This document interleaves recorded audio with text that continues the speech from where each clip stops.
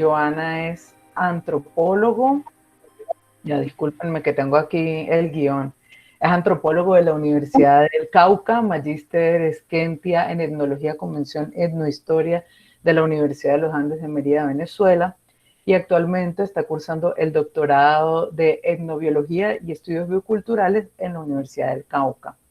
También se desempeña como docente investigadora del Departamento de Antropología de la misma universidad, es miembro del Grupo Etnobotánico Latinoamericano GELA Colombia, de la Sociedad Latinoamericana de Etnobiología SOLAE, del Semillero de Investigación de Etnobiología de la Universidad del Cauca y de la Asociación Colombiana de Botánica.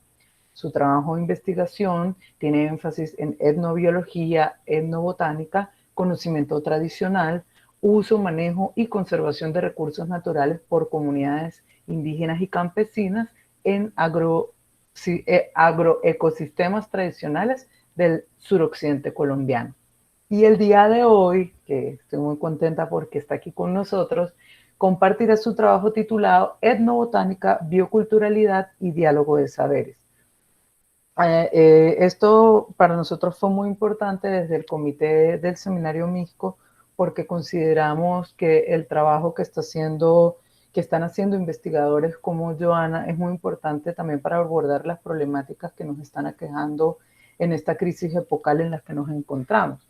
Entonces, en su trabajo, desde un enfoque intertransdisciplinar y a partir del axioma biocultural, genera una reflexión urgente en los momentos actuales, que es la conservación de la diversidad biológica, étnica y cultural en contextos biodiversos e interculturales. Este estudio aborda la cosmovisión, las prácticas culturales en relación al uso de plantas en los diferentes contextos de los pueblos originarios del suroccidente colombiano.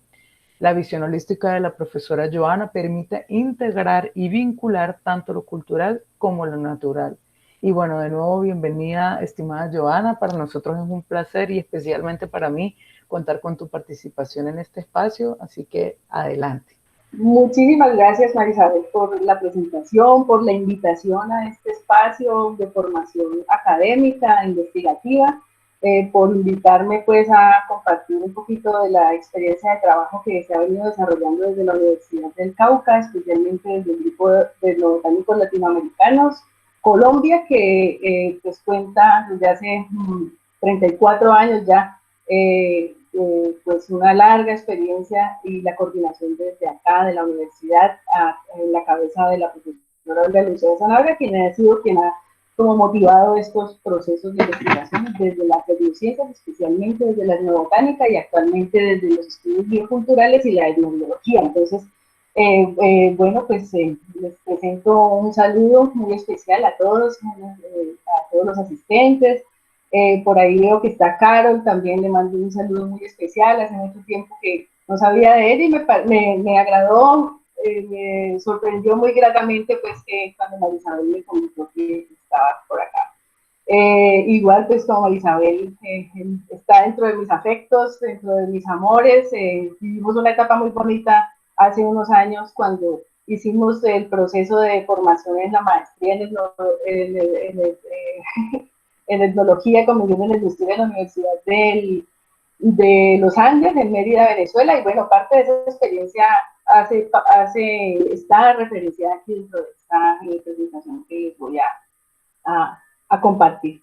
Entonces, pues sin más preámbulos, yo quiero iniciar, no se vayan a asustar, tengo una presentación bastante extensa, pero vamos a tratar de ir abordándola de manera rápida, pero también contundente. Entonces, si tienen preguntas, pues yo les comentaba a Marisabel que hay un momento en la mitad de la presentación donde vamos a comentar y después al final, ¿vale? Entonces tenemos como dos momentos. Pero si ustedes consideran que hay alguna situación en la que se deba hacer un pare para comentar, ampliar o reflexionar, entonces ustedes me dirán y pues lo podemos hacer. En vista de la cuestión del tiempo, pues yo iniciaré. No sé si Marisabel tiene algo más, como algún detalle más que se me quede. Adelante, Michoa. Por lo general nos piden la palabra en el chat y yo estoy pendiente de comentar. Bueno, listo. Muy bien. Entonces, iniciaré. Pues bueno, están viendo la pantalla, ¿cierto? Sí, ahora sí vemos la presentación también. Bueno, listo, muy bien. Entonces, como decía en la presentación la profesora Marisabel, el título que yo le puse a esta presentación es Etnobotánica, Culturalidad y Diálogo de Saberes, de manera general, pero pues en este ejercicio de reflexión y análisis vamos a trabajar el estudio de caso o los estudios de caso de las huertas caseras, la cosmovisión y la simbología del entorno físico a través del estudio de las plantas y una categoría analítica conceptual desde ese conocimiento holístico que se está trabajando alrededor del manejo, uso y conservación de las plantas en agroecosistemas de huertas, la crianza de la vida, ¿no? El cuidado de la vida. Entonces, vamos a ir por acá. Como una presentación inicial, a mí me parece importantísimo que como enunciar el locus desde donde yo me sitúo para esta investigación, este proceso de investigación, ¿no? Que es un proceso que parte de unas preguntas iniciales, que es un camino en mi vida, pues es un proyecto de vida, el estudio desde la etnobotánica de las huertas caseras. Y entonces para eso me parece importante que ustedes conozcan pues como desde la perspectiva de la persona y desde la perspectiva de esa persona como académica e investigadora, ese proceso a través del cual uno va formando en el camino pues del recorrido de los años de la vida y la experiencia de la vida, también junto con los grupos de investigación, con los pares académicos, con los estudiantes, con las comunidades que se hace trabajo de investigación, cómo se va fortaleciendo un enfoque y cómo a partir de esas experiencias pues uno va profundizando en esos enfoques y en esos temas particulares de investigación que se convierten, como les decía, pues en un proyecto de vida y que se le convierte y que es la pasión, ¿no? O sea, para empezar, pensar la investigación como algo esencial para el crecimiento académico, pero crecimiento también personal y como desde el punto de vista de cómo uno se apasiona y se motiva por la investigación. Entonces, les voy a comentar así cuál es mi locus de enunciación, desde dónde yo estoy planteando estos procesos de investigación a través del tiempo en el suroccidente colombiano, pero como les decía también la propia María Isabel hace un rato, también desde la experiencia que tuve tener en la vida de hacer un trabajo de investigación en el occidente de Venezuela, en los Andes venezolanos, y también sobre el tema de huertas caseras. Entonces, parte pues como el proceso de investigación y el enamoramiento sobre el tema parte de este proyecto que aparece ahí, el proyecto Manejo y Conservación in situ de raíces cultivares tradicionales del suroccidente colombiano, el cual fue inició en el año 2002, cuando yo era todavía estudiante de pregrado en antropología en la Universidad del Cauca y pertenecía al GENA y en ese entonces pues todavía la política de semilleros de investigación en las universidades públicas no estaba, la política realmente de semilleros de investigación es muy reciente y los semilleros de investigación ya tienen unos años de constitución, pero en ese entonces todavía no existía la figura de semilleros de investigación. En sí, en la práctica, nosotros, nuestro grupo de trabajo hacía parte, y yo pues, ese grupo de trabajo hacía parte de un semillero de investigación, pero en el sentido, pues, como práctico. Teóricamente, no había, pues, como un sustento que diera cuáles eran la visión de semilleros, lo que ahorita sí ya existe en todas las universidades, ¿no? En el país y, bueno, especialmente en la Universidad del Cauca, desde donde les estoy contando la experiencia. Entonces, en ese momento yo era auxiliar de investigación asociada al Museo de Historia Natural, al área de la investigación del grupo GENA, que es el grupo de botánicos latinoamericanos.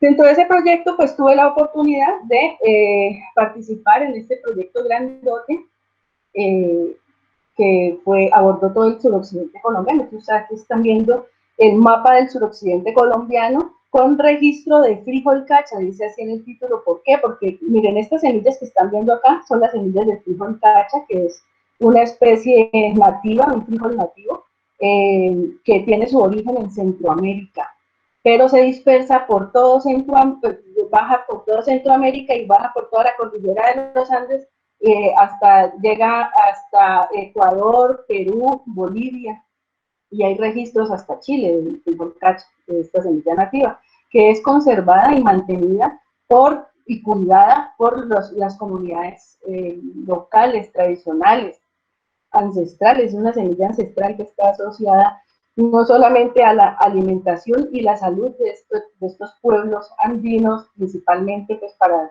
Sudamérica y centroamericano, sino que también está asociada a toda una parte de la cosmovisión, de la ritualidad. Entonces, cuando hicimos el trabajo dentro del proyecto macro del manejo y conservación in situ de arbences y cultivares, pues nos centramos en el estudio de las características tanto botánicas como culturales de esta semilla y de otras, pero esta semilla del frijol cacha fue el centro de estudio, ¿no? Dentro de ese marco, entonces yo hago mi trabajo de grado. Ese proyecto tuvo unas posibilidades pues como de apoyar y fomentar la formación profesional en diferentes áreas. Desde ahí empieza a hacerse un trabajo interdisciplinario, ¿no?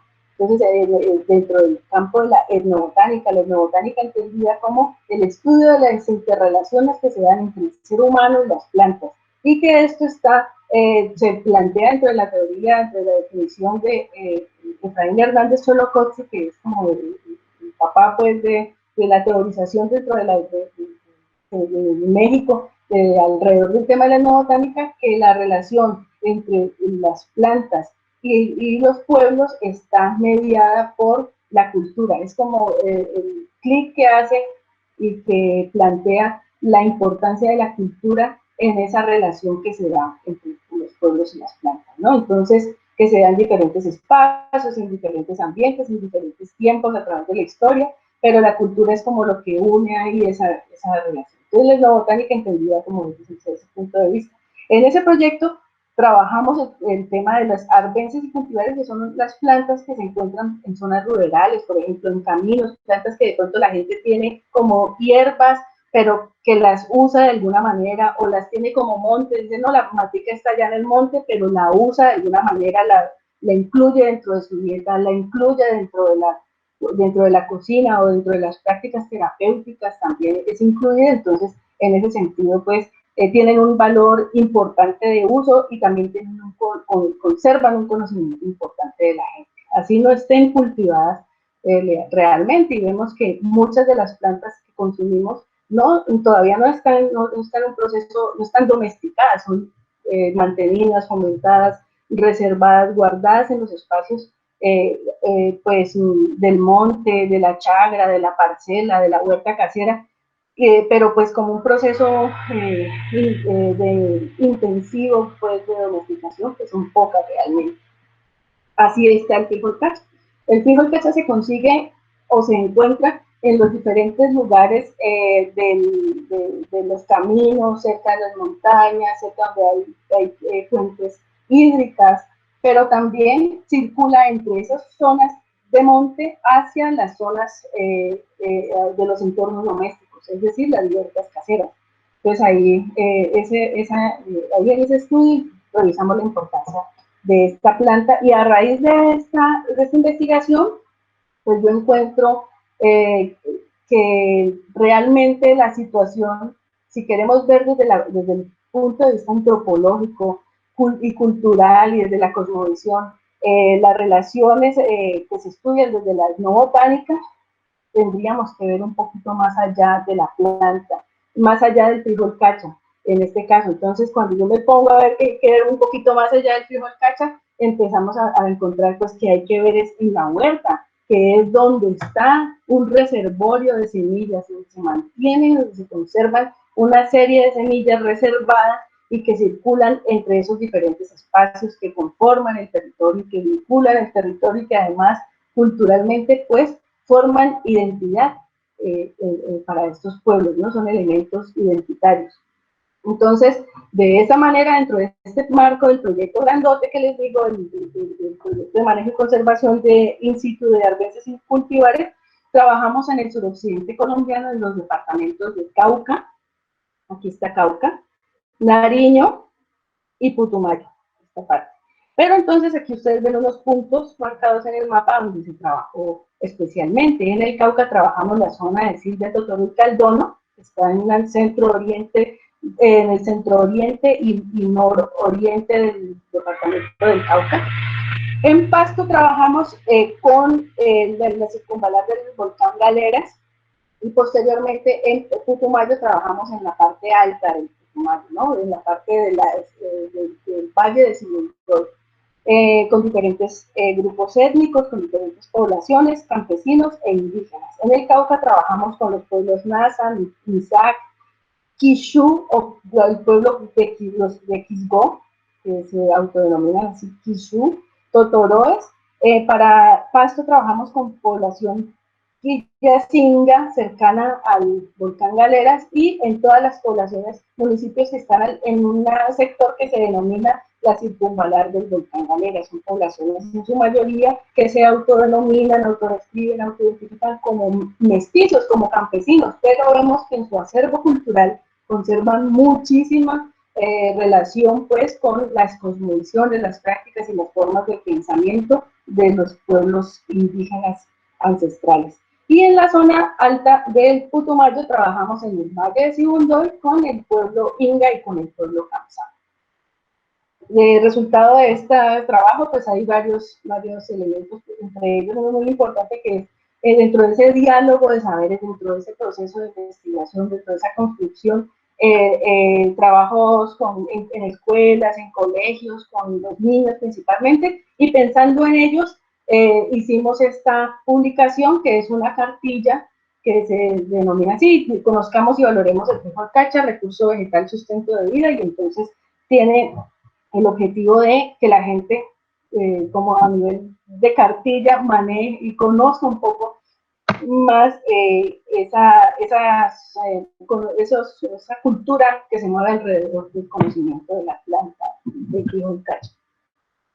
Entonces aquí tenemos este otro mapa para contextualizar un poco, pensando en ese locus de enunciación, en ese proceso de la formación. Entonces eso fue un primer momento, y ha pasado los años, y durante este tiempo pues yo he seguido trabajando en el tema de las huertas caseras desde una mirada cultural, desde una mirada de la cosmovisión, de una mirada muy antropológica, no tanto botánica, pero sí en relación con la botánica, la taxonomía, los sistemas de clasificaciones, sistemas de conocimiento local, alrededor de uso, manejo, conservación, cuidado, crianza de la vida y de las plantas en las huertas caseras. Para llegar pues como un poquito a este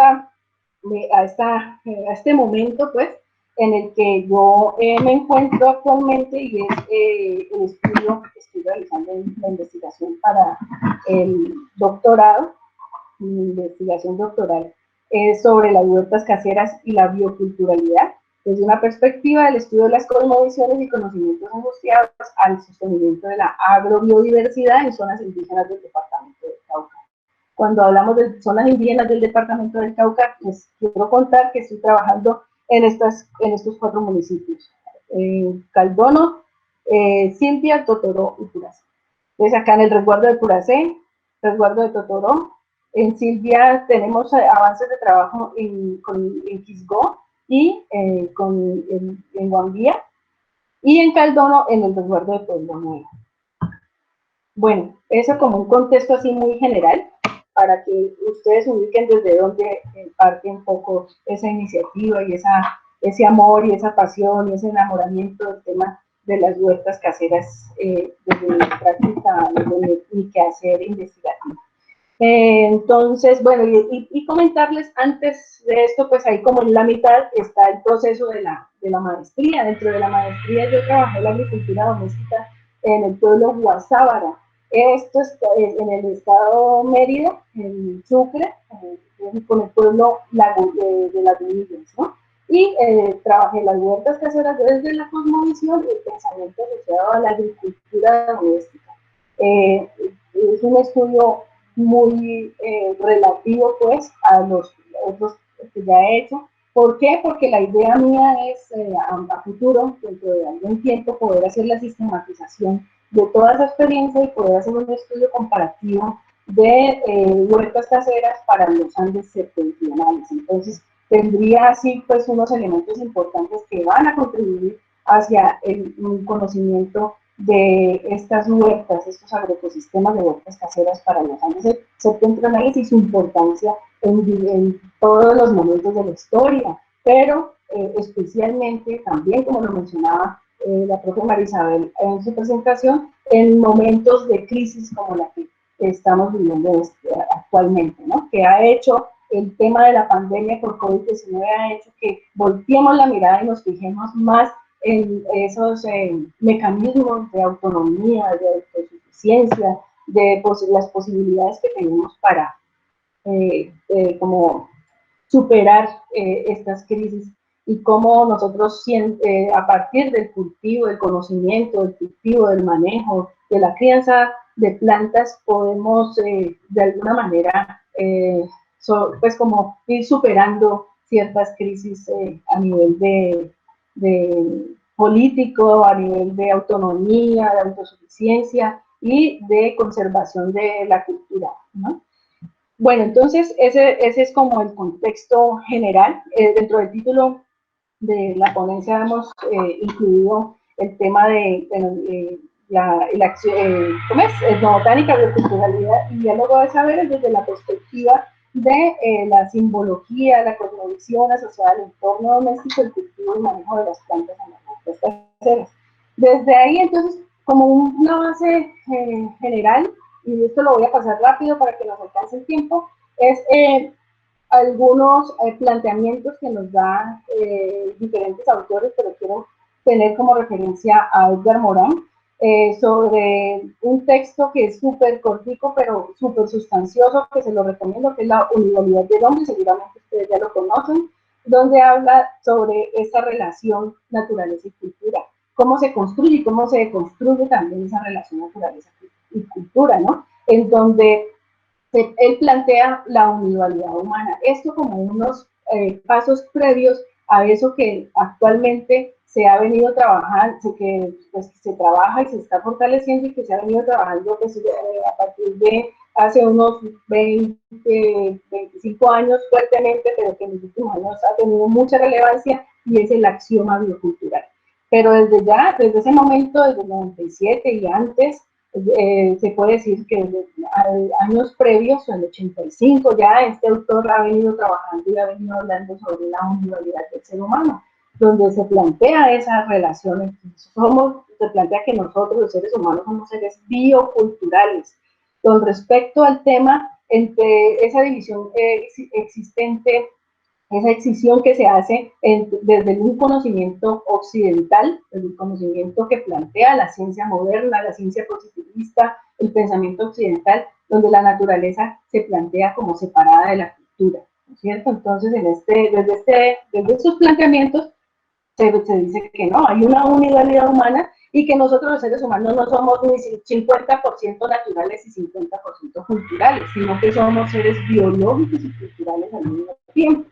Y plantea aspectos tales como el nacer, el morir, como los actos más biológicos del ser humano, pero que también son los actos más culturales. Están cargados profundamente de contenido simbólico. Comer, la comida, el acto del comer, simplemente, no lo hacemos simplemente por nutrir el cuerpo físico ya, sino que está cargado de simbologías, tiene un profundo contenido simbólico. Aparearse, defecar, reproducirse, todas esas acciones que son tan biológicas, vemos que están cargadas profundamente de un contenido simbólico y cultural, ¿no? Entonces no hay una excisión realmente entre esa naturaleza por un lado y cultura por otro. Somos seres bioculturales. Todo lo que está en nosotros es profundamente biológico y a la vez profundamente cultural. Ambas dimensiones, tanto la biológica como la cultural, están mezcladas, están entrelazadas, entretejidas. Es imposible separarlas. Entonces, vemos que esto riñe con ese afán del conocimiento científico occidental, de un pensamiento que es donde el conocimiento se da de manera separada y el aprender también se da en parcelas, ¿no? Como en las parcelas, las famosísimas parcelas del conocimiento, donde cada área tiene que hacer su propio desarrollo teórico, conceptual y metodológico para hacer sus profundizaciones, ¿no? Y llegamos como a esos niveles de especialización que dicen mucho, pero que también pues nos dejan con muchos vacíos con respecto a las interrelaciones. Estamos en el momento de comprender el conocimiento de una manera holística, interrelacionada, y vemos que esa es como una propuesta que ha tomado mucha fuerza en los últimos tiempos para poder abordar las crisis, las diferentes crisis de la humanidad, y vamos a ver más adelante cómo se convierte en un mecanismo para abordar y superar esa crisis civilizatoria, esa crisis de la civilización moderna en la que vivimos, ¿no? Entonces, bueno, relacionando un poco esta situación con el tema de la cosmovisión y cómo vamos viendo que hay dos formas de naturaleza cultura, dos formas de comprenderlas desde una perspectiva occidental, pero que hay otras formas. Las otras formas, esos pensamientos, esos conocimientos otros, desde donde se plantean diversas formas de entender el mundo, ¿no? Diversas maneras de entender el mundo. Entonces vemos que hay un conocimiento que es secular, por un lado, y hay un conocimiento que plantean los pensamientos no occidentales, donde hay una relación que es sagrada, ¿no? Sacra, está como en el marco de lo sagrado. Entonces, desde esa perspectiva, ya yéndonos un poquito el tema de la cosmovisión, vamos a mirar de manera muy general los planteamientos que nos hace el autor mencionado. Somos hijos del cosmos, plantea pues que las partículas que constituyen nuestro organismo nacieron durante los primeros segundos del universo y que nosotros somos parte de eso. Los átomos, en especial el átomo de carbono, que es necesario para la vida, se formó en los soles anteriores a los nuestros y fue dado a luz tras la explosión de estos soles. Y que las macromoléculas necesarias para la organización celular se reunieron en una evolución físico-química igual a la de cualquier materia. O sea, nada nos separa. Entonces, ¿qué es lo que nos lleva a pensar que somos iguales? A pesar de ello, nos volvimos ajenos a este mundo, ajenos a la vida, ajenos a los otros seres vivientes. Entonces aquí uno se pregunta, ¿pero por qué? Entonces, bueno, pues son desarrollos propios de los diferentes pensamientos, y uno podría decir, bueno, por la cultura. La cultura, el hecho de que nazca, que surja la cultura, plantea pues que se reflexione y se organice, se clasifique los elementos que componen la vida del ser humano, de los pueblos. Entonces se plantea que al evolucionar nos hemos disociado al tal punto de creer o tener la ilusión de que somos seres privilegiados, dice el autor, que tenemos una existencia, una creación especial para nosotros, que existe un destino especial para nosotros, que existe un futuro especial para nosotros después de la muerte. Entonces, la cultura ha ido complejizando esa relación, ¿no? Pero realmente, pues, no somos tan especiales. Plantea que somos un pequeño grupo que no conoce otros mundos, o no los reconocemos, digo yo, porque tal vez la ciencia nos hace simplificar el mundo y de alguna manera verlo, conocerlo, tantearlo, aprenderlo, pero no reconocer lo otro, ¿no? Vivimos en este planeta, es nuestro único hábitat, que es a la vez físico y químico, igual que nosotros. Nosotros somos eso, somos materia, somos materia orgánica, tenemos pero también tenemos una cultura, pues, un sistema cultural, unos sistemas culturales que hacen que eso se complejice. En ese sentido, pues tenemos, haciendo referencia a los sistemas de cosmovisión, a las diferentes formas de ver y entender el mundo, y otras formas diferentes de conocer y ordenar el mundo, ¿no? Es una sola, hay múltiples formas, y todas están, pues, hacen referencia un poco desde el punto de vista de su pensamiento y desde la cosmovisión a estas situaciones del origen, relacionadas con el origen de la vida. Vamos a hacer referencia aquí brevemente a tres casos. Para la mitología griega, seguramente ustedes recuerdan este mito, ¿no? El origen de la Vía Láctea, el origen de la vida pensado desde la Vía Láctea.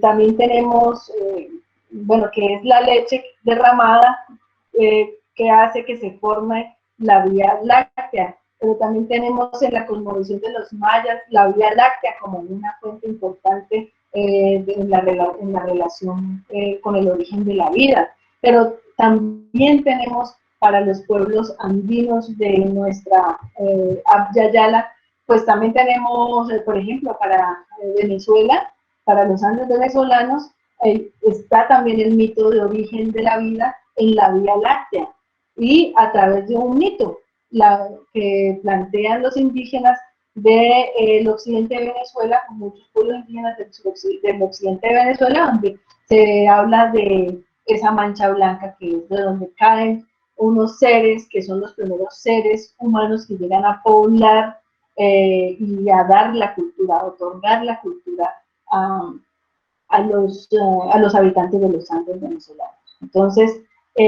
también lo tenemos este es un cuento que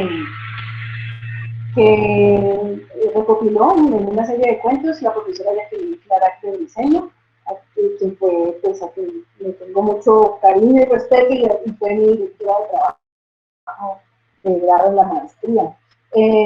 Y bueno, tenemos para los Andes, para acá, para la zona del Cauca, para el suroccidente colombiano, también tenemos la relación del origen a partir de la estrella. Por ejemplo, para los pueblos nazas se habla de Juan Tama de la estrella, que es hijo de la laguna y de la estrella, y hay mucha relación simbólica alrededor de dónde surge o dónde se origina la vida, ¿no? Entonces tenemos esa referencia constante al tema de la Vía Láctea, de las estrellas, pero también del agua, y cómo se mezclan acá estos elementos para darle origen a los pueblos que son ancestrales, pues, de los diferentes puntos de la geografía mundial. Entonces, desde esa perspectiva, pues haciendo un poco referencia a esos inicios, hablamos del axioma biocultural como un concepto de conservación simbiótica, en el cual la diversidad biológica y la cultural son mutuamente dependientes y geográficamente coexistentes. Esto lo plantea mismo en el 92, pero también hay otros autores como Luisa Maffei, Víctor Toledo y Narciso Barrera, quienes hablan y han teorizado mucho sobre el tema de la bioculturalidad y la memoria biocultural, el patrimonio biocultural y esas relaciones indisolubles que hay entre las personas y el medio donde viven, ¿no? Entonces, a eso se le llama la diversidad biocultural, como un entramado de relaciones que construyen la red de la vida en el planeta. A eso es a lo que quería llegar, como desde el mito, desde el rito, desde la teorización académica, desde los estudios físico-químicos, a poder plantear desde la teoría y desde la acción biocultural cómo se ve eso. Entonces, la memoria biocultural implica un reconocimiento histórico de la diversidad biológica que está asociada a paisajes, al territorio, a las especies que habitan esos territorios, a los diferentes hábitats que se encuentran en esos territorios, y por otra parte la diversidad cultural que está relacionada con las lenguas, las formas de pensar, las formas de ser y de ser en el mundo, la cultura, y que implica también entender esos vínculos existentes entre la naturaleza y la cultura, dando como resultado la bioculturalidad entendida como esos profundos procesos de coevolución natural y social. Es decir, que por ejemplo, las plantas y los seres humanos han coevolucionado, han caminado, han trasegado juntos, y juntos se han mantenido y se han ayudado y se han conservado, ¿no es cierto? No puede ser una entidad sin la otra.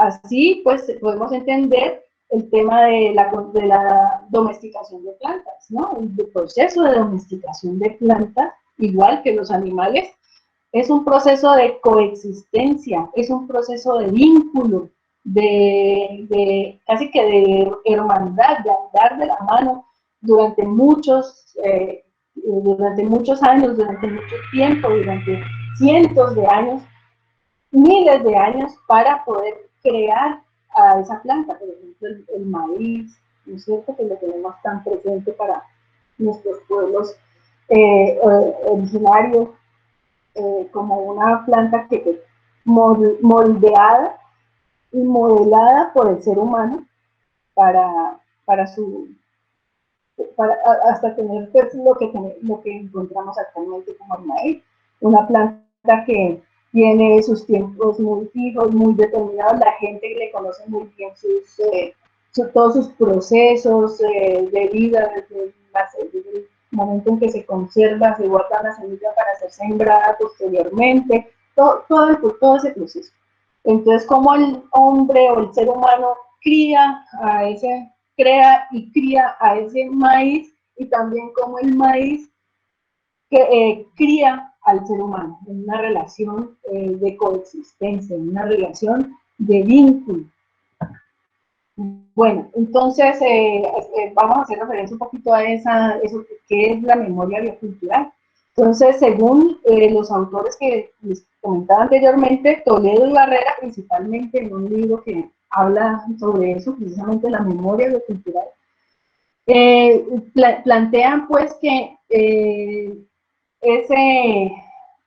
lo que permite develar las relaciones de la humanidad y que de la humanidad en relación con cómo se han establecido esas relaciones con la naturaleza, ¿no es cierto? Entonces hay una memoria que tenemos, que guardamos, que conservamos y que transmitimos generación tras generación, y que es, por un lado, lo asociado al conocimiento, ¿cierto? Pero por otro lado también al tema de la memoria genética, ¿no? Entonces decimos que hay memoria genética, lingüística y cognitiva. La lengua como un especial mecanismo de transmisión del conocimiento y de transmisión de la cultura y de resguardo del conocimiento y de la cultura, ¿no? Entonces, la memoria de la especie humana se plantea que está resguardada en algún lugar. Pero entonces, ¿dónde es ese lugar? ¿Cuál es ese lugar? ¿Quiénes son las personas o los grupos que conservan esa memoria biocultural de la especie humana? Y entonces, dentro de un proceso de estudio de muchos años, llegan a plantear que esa memoria biocultural de la especie humana se encuentra alojada en las sociedades tradicionales del mundo. Está alojada dentro de los pueblos ancestrales que han mantenido y que han conservado tanto su parte genética, sus componentes lingüísticos y sus conocimientos asociados al entorno donde se desarrollan, donde viven, donde se han desenvuelto. Entonces, esta memoria es el resultado del encuentro de lo biológico y lo cultural. Está alojado en las sociedades tradicionales del mundo y actualmente, esto es muy importante, se encuentra amenazada, se encuentra en riesgo. ¿Y por qué se encuentra en riesgo? Se encuentra en riesgo precisamente por los fenómenos asociados a la modernidad. Y aquí vamos a hacer una pequeña conversa. Bueno, entonces vamos a ver cómo nos va hasta el momento. ¿Alguno de ustedes quisiera hacer algún comentario? ¿Tienen dispuesto el chat? Yo me quedé con varias ideas que me parecen súper relevantes. Y bueno, muchísimas gracias. Más que una pregunta, pues también un comentario. Creo que nos estás llamando a la reflexión también dentro de lo que nosotros hablamos de los sistemas, de esa relación que el humano tiene con las plantas, que planteas desde la etnobotánica. Y eso me parece maravilloso porque de alguna manera pues también lo estamos dejando de lado. Y en ese aspecto me interesaba que ahondaras un poquito más sobre esta idea de cómo está siendo amenazada la memoria biocultural, porque fíjate que me estás haciendo reflexionar mucho sobre esa relación que mantenemos con las plantas que realmente la pasamos inadvertida. Es como que sí, hay que cuidar el ambiente, es importante, pero es que hay una relación. Y una frase que utilizas muy linda es como el maíz cría también al ser humano, ¿no? Y esa relación que tenemos también de identidad. Y otra pregunta, no, otra idea que tengo es sobre cómo se construye identidad a través de la semilla. Entonces, si me pudieses empezar a comentar, y compañeros y compañeras tienen el espacio abierto. Bueno, tal vez esas preguntas se van a ir como solucionando en el transcurso lo que sigue, ¿no? De la conversación. Pero entonces, claro, es la modernidad, se plantean estos autores y nosotros, pues, desde el grupo y desde el doctorado estamos evidenciando, tratando a través de la investigación que hacemos, de los procesos de investigación que hacemos, evidenciando dónde están como esos riesgos. ¿Qué pasa? Por ejemplo, actualmente, ¿qué está pasando con esa brecha generacional que hay en las comunidades donde los jóvenes ya no quieren dedicarse a la siembra y al cultivo de las plantas, de las semillas nativas y flores, por ejemplo? ¿Por qué? Pues porque hay otras situaciones del mundo globalizado que llega a todas partes y que la gente termina casi que abandonando las prácticas tradicionales y reemplazándolas por otro tipo de prácticas que están más asociadas de pronto al consumo, a otras lógicas de consumo, al mercado, a la venta de la mano de obra, en otro tipo de actividades que generan no un rendimiento, generan un rendimiento económico en moneda, pues así, para el consumo en el mercado capitalista, pues, y no tanto en una pensando pues como en una autosuficiencia o en un cuidado y en una reserva o en un resguardo de las plantas y de las semillas que son realmente pues como esos materiales que conservan una memoria y un conocimiento muy particular, y que es lo que realmente, pues ahí para unirlo un poquito con el tema de la identidad, lo que realmente pues fortalece y forja la identidad de los pueblos indígenas y campesinos. Creo que con eso pues de alguna manera respondo tus inquietudes, y no sé si hay alguien más que quisiera comentar ahí. Pues por el chat no, creo que está claro, o están esperando a la expectativa, mi yo. Bueno, continuemos entonces con la presentación. Listo, entonces,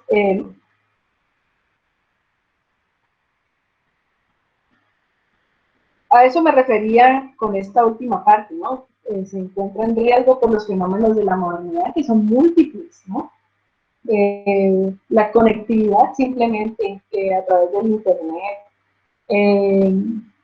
Hay muchas situaciones que se van complejizando al interior de las comunidades alrededor del uso de cuestiones externas, pero sin romantizar, ¿no? Porque no es la versión, tampoco quiero ser romanticoide en un discurso esencialista sobre el indígena, no, pues estamos en relación con todo eso, y la conciencia no es solamente hacia adentro, al interior de las comunidades indígenas y campesinas, sino es para nosotros, porque nosotros también hacemos parte de eso, ¿no? Es como llamar la atención sobre también qué estamos haciendo nosotros, cómo nos definimos, nos autodefinimos, nos autorreconocemos, ¿no es cierto? Que a veces nos separamos realmente de todo ese conocimiento, entonces, que guardan y que genéticamente lo tenemos y que históricamente lo hemos conservado de alguna manera. Por ejemplo, si preguntamos en el grupo que nos acompaña hoy, quiénes tienen su origen en el campo, y seguramente muchos vamos a decir que tenemos nuestros orígenes en el campo. ¿Por qué? Porque nuestras generaciones más cercanas, papás o abuelos o bisabuelos, son campesinos, tienen un origen campesino, un origen rural o indígena, ¿no es cierto? Entonces, ¿cómo nos curamos cotidianamente un dolor de estómago, una fiebre, una gripe? Antes de ir al médico, pues ¿a qué acudimos? A las plantas, casi siempre. ¿Y quiénes son las que guardan, detentan ese conocimiento sobre las plantas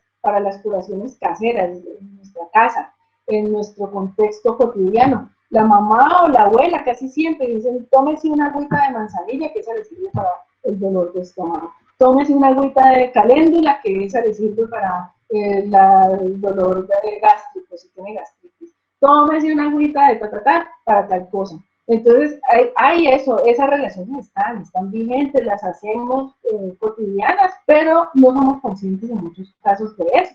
Entonces, la situación no es romantizar, como les digo, ni esencializar la cuestión indígena, sino también cuestionarnos a nosotros mismos desde nuestro lugar.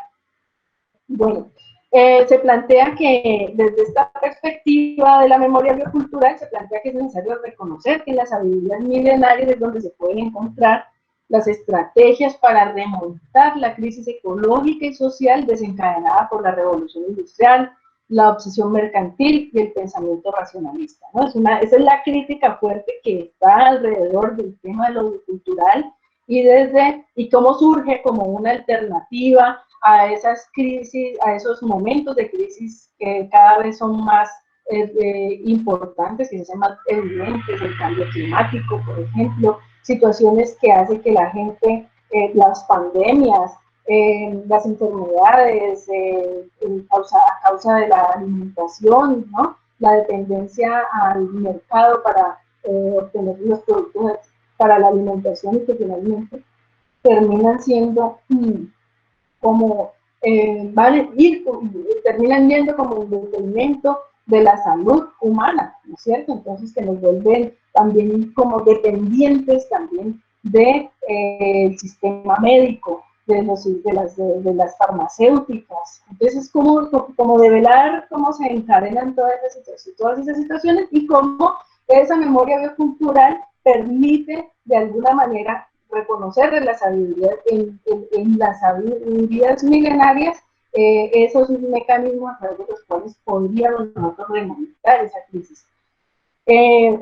Cuando se habla de esa crisis, se habla de la crisis civilizatoria, la crisis de la civilización, la crisis de la modernidad, se habla del antropoceno, ¿no es cierto? Que es como el periodo en el que nos encontramos viviendo actualmente. Y es una crisis del modelo económico, del modelo civilizatorio, del modelo social, como resultado de unas prácticas extendidas del capitalismo neoliberal que ha sido constantemente pues depredador de la naturaleza y de los seres humanos. Lo vemos constantemente simplemente en nuestra vida cotidiana, en el manejo del tiempo, en las ocupaciones. Nosotros no tenemos tiempo como para lo importante realmente, sino que siempre estamos a la carrera, produciendo, y en esa loca carrera de la productividad como que nos olvidamos de nosotros mismos. Entonces es como parar un poquito y pensar también en eso, ¿no? Y esa depredación acelerada de la naturaleza, en esa relación capitalista moderna, donde se escinde la naturaleza de la cultura, donde se seculariza la naturaleza, donde la naturaleza se objetiviza, se cosifica, se vuelve una cosa, un objeto. Entonces, puede ser, al ser un objeto, pues puede ser fácilmente depredada, ¿no es cierto? Entonces, vemos actualmente pues las consecuencias en la pérdida de cantidad de especies que han sido, pues que ya no existen, ya fueron acabadas por la explotación, por la sobreexplotación, ¿no es cierto? Entonces, está relacionando un poco esa crisis.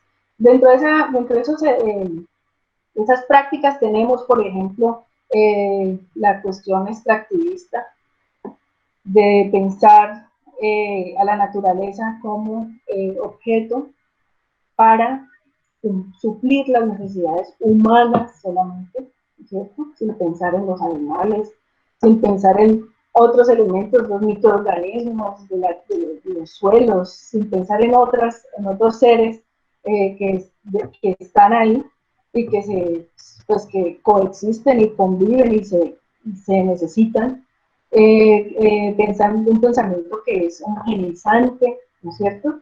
Es un pensamiento también que excluye al otro, excluye a los otros, excluye la diferencia. Es el pensamiento antropocéntrico. El ser humano es el que está ahí y principalmente el hombre también, porque pensando entre toda esa relación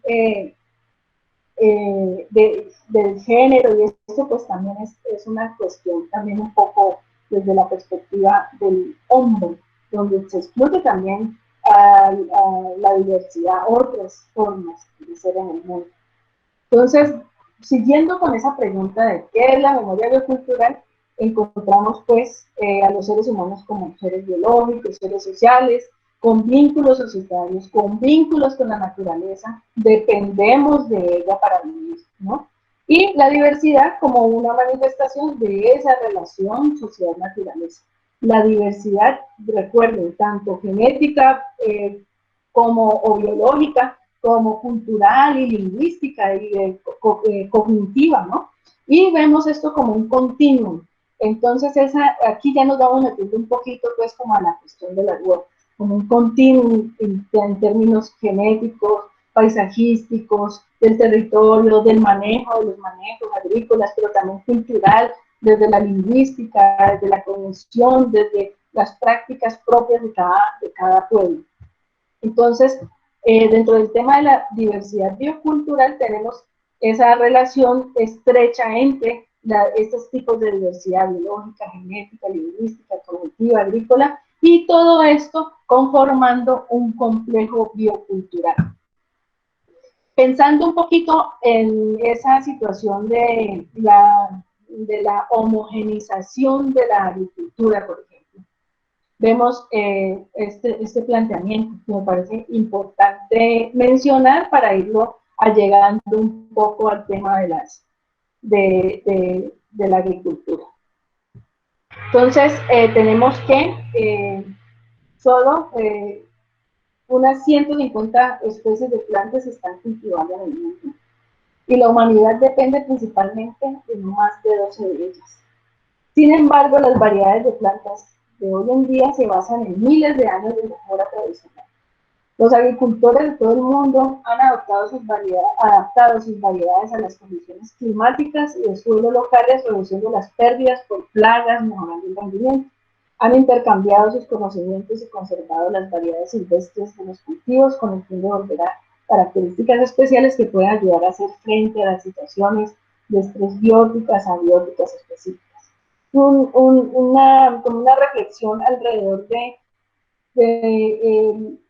la gran diversidad que se supone que se plantea que hay, el poco conocimiento también que existe en las comunidades alrededor de esa diversidad, y al no existir pues de pronto un conocimiento profundo, un conocimiento que haya permeado nuestras vidas, pues de pronto no somos conscientes de qué es lo que estamos haciendo para que se preserve, se conserve, se cuide, se guarde la vida a través del cultivo de las plantas o de la conservación de las plantas.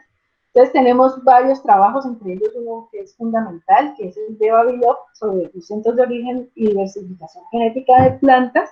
Entonces aquí vamos a encontrar en estos punticos como los centros de origen de diferentes plantas en el mundo, ¿no? En los que podemos reconocer, por ejemplo, en Mesoamérica, el maíz, los frijoles, el chile, el tomate, en Colombia, la mandioca, una yuca, las papas, por ejemplo, para los Andes del sur,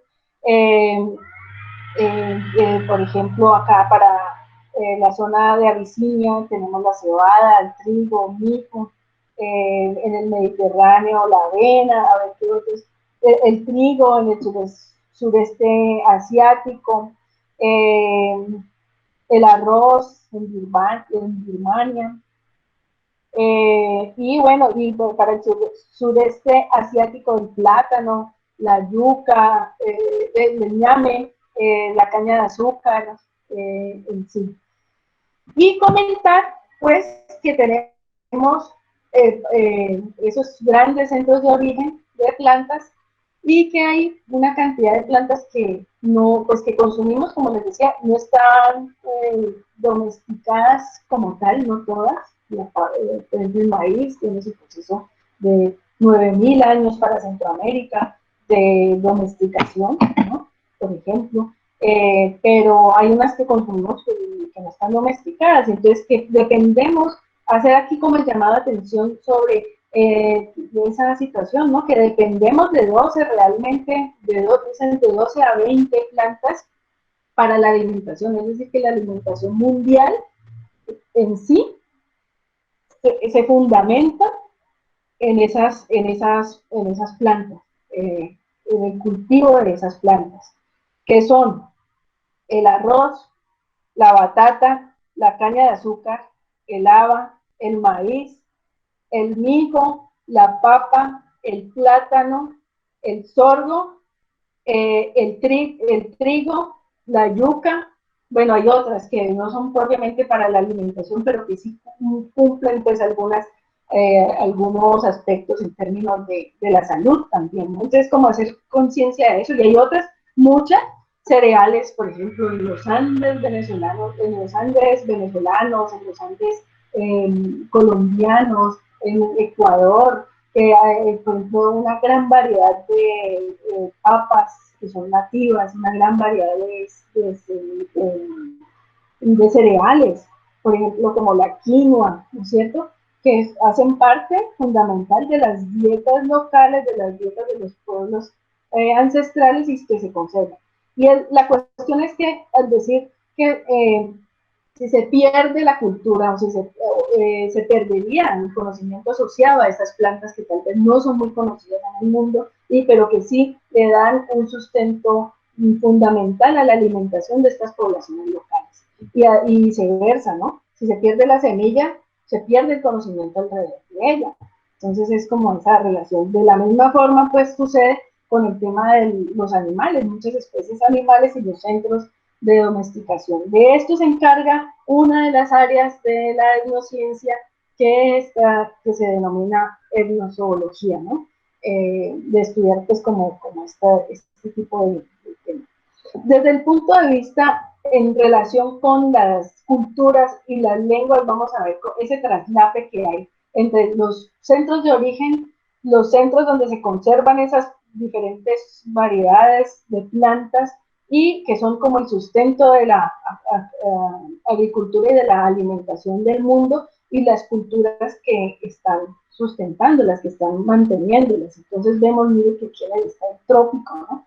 Es como el sector del trópico, de esta parte donde se mantiene una gran cantidad de culturas, de pueblos, con su diversidad lingüística, ¿no? Entonces, por ejemplo, tenemos, en México 291, según Gordon 2005. Estos datos pues se han ido actualizando. Por ejemplo, para acá, para África tenemos Nigeria con 510, India 415, Papúa Nueva Guinea 820, imagínense la diversidad lingüística que hay. Y los centros de diversidad agrícola, que eso era lo que les quería decir, ¿no? Como estos centros de diversidad lingüística que lo que muestran es que hay diversidad cultural, ¿no es cierto? Al haber diversidad lingüística, pues eso quiere decir que hay diversas culturas, que hay diversos pueblos y diversas manifestaciones de conocimiento. Y conocimientos otros en cantidades por todo el mundo. No es un solo conocimiento, no es el conocimiento científico, no es el conocimiento occidental, el único pues como que está ahí, sino que hay múltiples diversidad, cantidad de lenguas, de culturas que están sustentando a su vez esa diversidad agrícola, esa diversidad biológica y esa diversidad biocultural en el mundo, ¿no? Entonces, miren un poco la correspondencia que que se quiere mostrar aquí. Y de esto trata pues un poco esa perspectiva que plantea el axioma o el paradigma biocultural, ¿no es cierto? Relación entre biodiversidad, la diversidad biológica y la diversidad cultural, en total correspondencia, en total coexistencia. Aquí tenemos un mapita que me parece muy lindo, pues como con todas las semillas y la distribución de las semillas. Entonces, pensando en este tema de la diversidad, lo que les acabo de decir, la diversidad biocultural con las formas de diversidad biológica, las formas de diversidad cultural, como en su relación estrecha, en su relación interdependiente y con esa idea pues de coevolución, o sea, que van de la mano, van juntitos, van creciendo juntos y se van acompañando. Desde esta perspectiva, pues, también hay necesariamente hay que hacer una reflexión sobre esa diversidad, ese papel importante que cumplen los pueblos para la conservación de la diversidad y las luchas que se tienen que dar y que se han dado y que se siguen dando y que ojalá que se mantengan en cuanto a la conservación y la posibilidad de pues, que los gobiernos en las diferentes partes del mundo por lo menos den espacios para la protección, para la defensa, para la resistencia, en este sentido pues de las culturas, con sus territorios, el acceso a los territorios para poder hacer práctica esa cosmovisión, para poder poner en práctica esas relaciones y para poder también resistir desde sus propias formas de conservación de la biodiversidad y de las plantas. Esas luchas que ustedes conocen seguramente alrededor del tema de los transgénicos, ¿no es cierto? De las grandes empresas que llegan con monocultivos a plantear esos paquetes tecnológicos con la revolución, que empieza con la revolución verde, pero que a través de los años ha ido fomentándose y que cada vez como que va ganando mucho espacio, pero también frente a eso tenemos otras formas que resisten a esa homogenización, a esa entrada de los monocultivos y que resisten es desde las cosmovisiones, que resisten desde la cultura, que resisten desde la cultura y las culturas, ¿no? En una relación intercultural.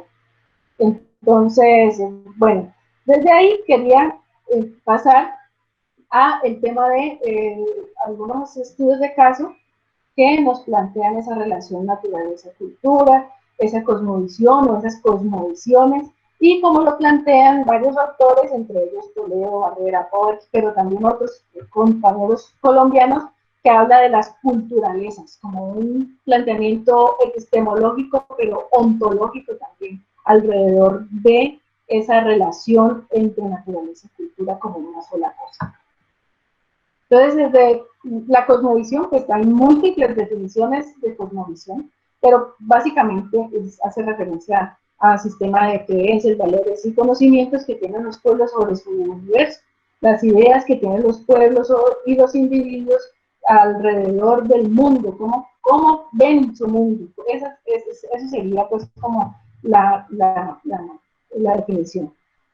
Para los pueblos amerindios, para las comunidades indígenas, la naturaleza, entonces, dentro de esa cosmovisión, es entendida como algo integral, algo sistémico, donde todos los elementos están interrelacionados. Y se plantea que los seres humanos, en esa relación, deben procurar un estado de armonía y de equilibrio entre seres humanos, pero en relación con los elementos de la naturaleza. En estos sistemas de cosmovisión, los pueblos indígenas, las plantas, los animales, los hongos, las piedras, los microorganismos, todos los elementos que conforman la naturaleza, son identificados como seres que poseen espíritu. Esto es súper importante. Y por esta razón sienten, escuchan, observan, tienen intencionalidad, plantean algunos autores, que dentro de esa, y la gente pues lo plantea así, estableciéndose una relación necesariamente pues Si son seres que piensan, que hablan, que sienten y y que tienen intencionalidad, pues establecen relaciones de igualdad, se deben establecer relaciones de igual a igual con ellos.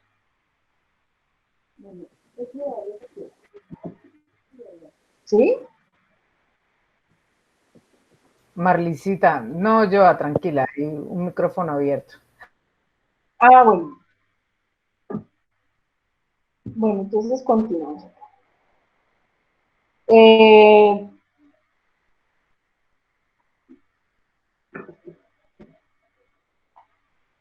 Listo, entonces decíamos que tienen espíritu, se puede plantear, ¿no? Que poseen espíritu. Entonces la gente, cuando uno está haciendo sus investigaciones en campo, hablan el espíritu del maíz, por ejemplo, o las plantas en la huerta tienen que saberse sembrar una al lado de la otra, tienen que estar en correlación, pues, con unas clasificaciones culturales especiales, porque dicen, por ejemplo, ají no puede estar sembrada al lado de alegría, dicen los NASA, el pueblo NASA.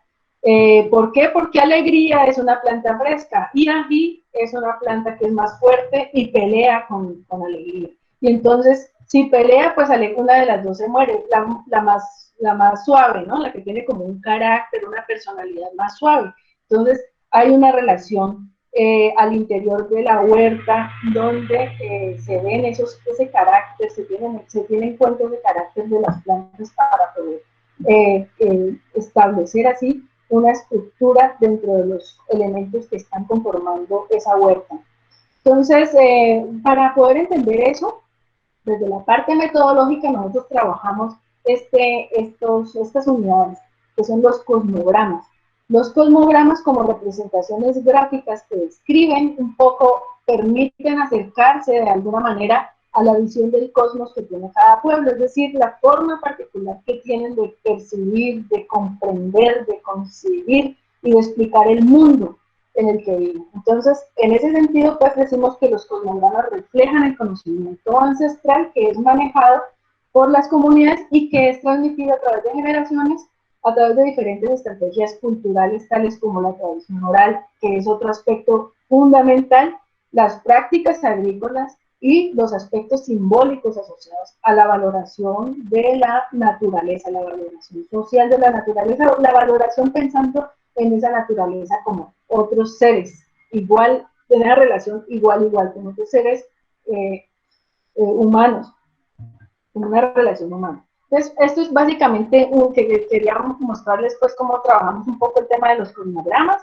como la representación muy general aquí del universo andino, sus secciones simbólicas, donde se plantea que para los Andes, esto lo encontré también, este es de las Gomillas, de mi trabajo de campo en los Andes venezolanos, y tenemos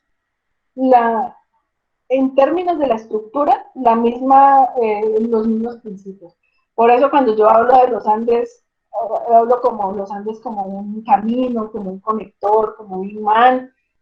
La gente de los Andes es la misma gente, son hermanos, somos hermanos, estamos relacionados, pensamos igual, organizamos el mundo de una manera muy particular y ahí se ve representado entre estos cosmogramas. Por ejemplo, este es el universo, ¿no? Digamos, para explicar un poco esta gráfica. El universo se divide en diferentes secciones, pero no me gusta usar mucho esa palabra divide, sino que porque no es dividir en términos de separar, sino más bien se organiza en secciones simbólicas, como una forma de organizar en los mundos. No solamente existe para los pueblos andinos, indígenas y campesinos, no solamente existe este mundo en el que nosotros ponemos los pies, donde estamos viviendo, no hay otros mundos.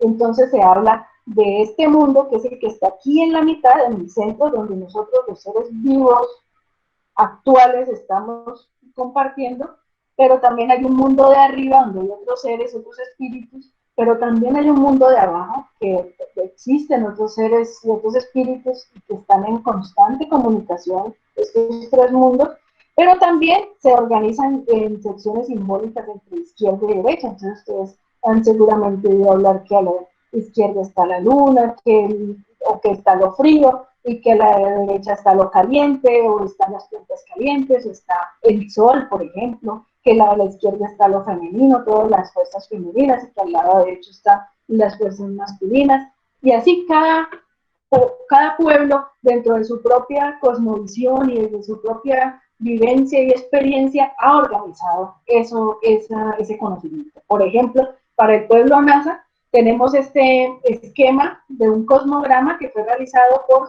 Manuel Cisco en el 97, y pues aquí yo he hecho algunas modificaciones donde se plantea la organización del mundo NASA, la cosmovisión NASA, como semilla, como el regalo que germina, ¿no? Entonces dicen que en este cosmograma se plantea que el mundo es una semilla, y aquí la semilla pues tiene como unas ciertas capas y se van profundizando hasta llegar al centro. En el centro está Cosquihue, que es nuestra tierra, nuestro territorio, el territorio NASA, donde vive la gente NASA, el pueblo NASA, los que están aquí y ahora en este momento presente. Pero que hay otros espacios, igual tenemos el espacio de arriba, el espacio de lo que está abajo, y hay unos seres que están viviendo acá, unos seres que son, por ejemplo, esto sería como otra ponencia, otra clase, pero es muy fascinante y habla de unos seres que no tienen ano, les llaman los tapanos. En Venezuela están también, en los Andes venezolanos, para Lagunillas están estos seres que viven en la tierra, viven en el mundo de abajo, y son seres que conservan semillas, guardan las semillas y las siembran abajo. Existe como otro mundo igual al de acá, pero resulta que estos seres no tienen anos, les dicen, para pueblo Nasa son los tapanos, pero también en el Putumayo se encuentra esta figura de los tapanos que se llaman los seres sin culito o tapados el culo, y así en diferentes pueblos, ¿no? Con sus diferentes nombres. Conservan semillas, siembran, guardan como el conocimiento de la agricultura debajo, en la parte de abajo, debajo de la tierra, y tienen un mundo organizado de forma muy parecida a este mundo donde vivimos actualmente nosotros, y lo único es que ellos cocinan, pero se alimentan de los olores. Entonces, ¿por qué? Pues porque ellos no tienen algo, entonces no pueden comer. Entonces, ellos cocinan de todo igual, maíz, papa, tubérculos, diferentes plantas, las cocinan y se alimentan de los olores. Ellos huelen, y a través de los olores es como ellos nutren su espíritu y su cuerpo, ¿no? Entonces, bueno, hay una relación simbólica bien interesante que estudiar aquí con el hecho de la conservación de plantas y la circulación de semillas en el territorio. Y de la misma forma, pues, los fenómenos que están asociados al mundo de arriba, lo que está asociado a la izquierda, lo que está a la izquierda, lo que está a la derecha. Bueno, como les digo, esto es un conocimiento demasiado profundo, pero simplemente es como para hacer referencia. Igual, para el caso de Lagunillas, está este cosmograma que yo realicé durante mi trabajo en grado de la maestría, donde se distribuyen los elementos de la naturaleza a partir de lo que en la narrativa, en la oralidad, se planteaba. Y también cómo se veía eso al interior o cómo se ve eso al interior del territorio, y en el manejo pues como territorial. Entonces tenemos pues, algunos elementos aquí importantes que son para este pueblo, que son puntos de referencia, como las piedras sagradas, las lagunas, las montañas, los ríos, y en especial una laguna en específico, un río en específico, el río Chama, la laguna Dorado, la piedra del Fraile, y otra cantidad de piedras sagradas que van conformando ese territorio. Bueno, desde la perspectiva ya de las etnociencias, como parte de esos paradigmas que emergen, ¿no? Desde los paradigmas emergentes, como la etnobotánica, la etnobiología, la etnozoología, las ciencias de la complejidad, entre otras. que decimos, bueno, son paradigmas emergentes, no son nuevos, a veces se habla como la inocencia, como nuevas formas de conocer el universo, de entender el universo, no realmente, ¿no? Sino, no hay nada nuevo, es nuevo para el conocimiento científico, es nuevo para la forma de organizar y de incluir esos conocimientos al interior del desarrollo disciplinario, todo eso. Pero realmente pues es simplemente que nos preocupamos desde las ciencias, desde el desarrollo académico, por entender esas otras formas de conocer que han estado ahí. Son tan antiguas como el mismo, o más antiguas que el mismo conocimiento de la ciencia moderna, ¿cierto? Han estado ahí. De pronto no es que sean nuevas, sino que realmente van saliendo a flote, van emergiendo, van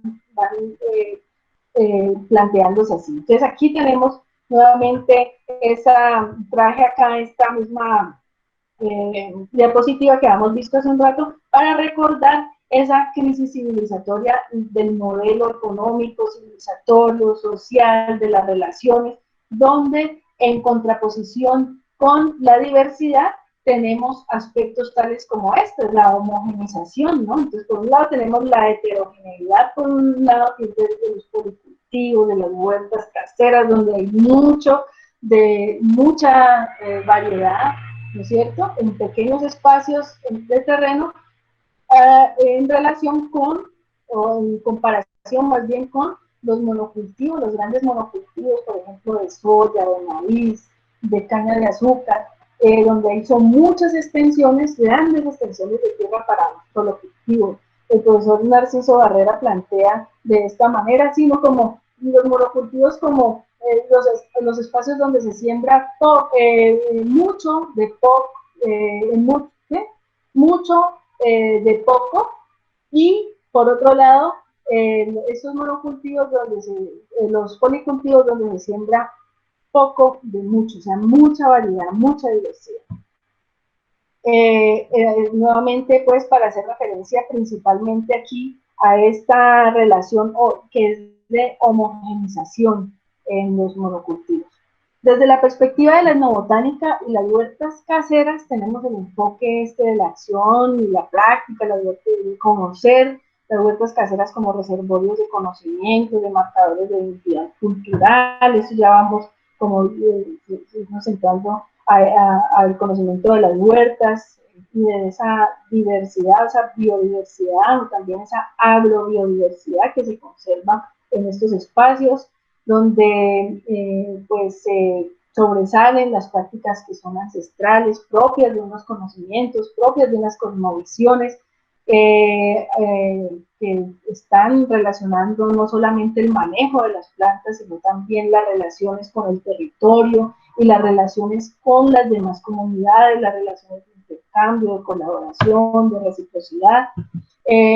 También pues teniendo en cuenta algo que ya les había comentado, alrededor de esa producción agrícola pensada desde Occidente como enfocada hacia lo económico, hacia la acumulación de capital, hacia el crecimiento económico, mientras que por otro lado tenemos otras perspectivas de entender desde lo indígena, desde una perspectiva sagrada, ¿no? Entender la agricultura como algo sagrado, como algo que hace parte de los aspectos de las tradiciones orales, de los mitos, de las leyendas, y aquí tenemos un gran campo importante de investigación, donde ya, pues, desde el grupo de investigación hemos avanzado desde el semillero y hay intereses de seguir, pues, como propiciando espacios de reflexión, análisis de investigación sobre, por ejemplo, la fitomítica, que es un campo de investigación muy hermoso que relaciona el tema de los